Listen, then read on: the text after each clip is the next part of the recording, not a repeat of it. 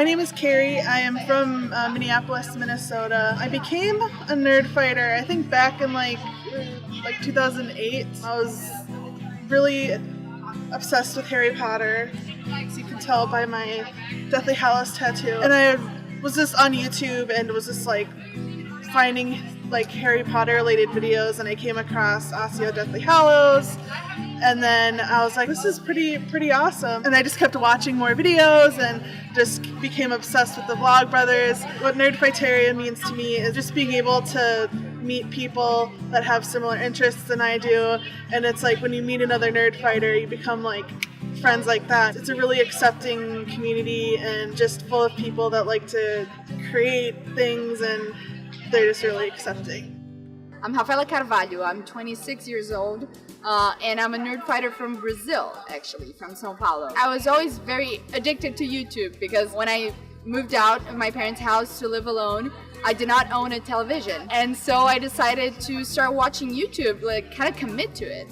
And then in 2014, I had gotten a job promotion, and then one of my interns, we're both addicted to YouTube, so we would send each other YouTube videos, and then she sent me Vlogbrothers at some point. She tweeted Hank's video that he uploaded in 2014 that is called The Great Goose Migration, and it goes like, "Good morning, John, I'm leaving town, just gotta get away." And by the end of the video, it's so beautiful and so well put together that I got emotional. I was hooked once I saw that.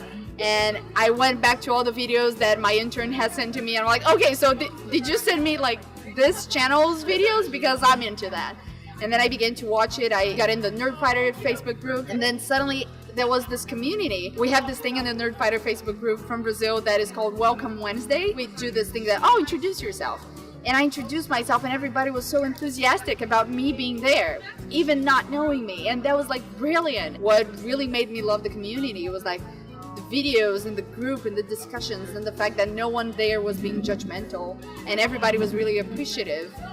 And that's how I found out what Nerdfighteria was. That's 2014. And then by the end of that same year, my country got in a major economic crisis and I got laid off.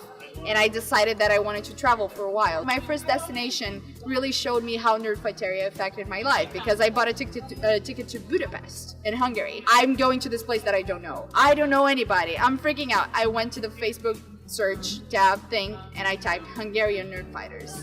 And I found a Facebook group of people that took me in. And I discovered that group is actually, they're not like, this is my Nerdfighter group of friends. They're like, these are my friends. I just feel like there wasn't a moment in my life when this community wasn't giving me all the love. It makes me emotional to think about it, because NerdCon to me is like, I'm a journalist and I'm a storyteller, and Hank is this dude that I would work for free if that meant just learning something from him and being in the same place with him to learn something.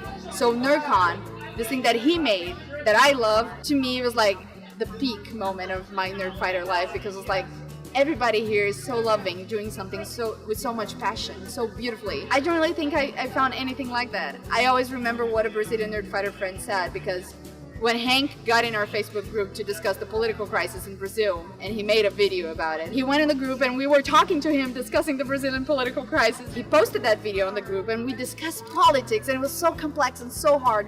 And then on the next day, there was this girl that posted on the group, "Guys, I have an important question. What is the way that you guys make the perfect grilled cheese?" And it was right on the next day that we were discussing politics and everything. I tweeted about this and I was like, how was life before Nerdfighteria? A Nerdfighter friend replied, he said, it just wasn't. It simply wasn't.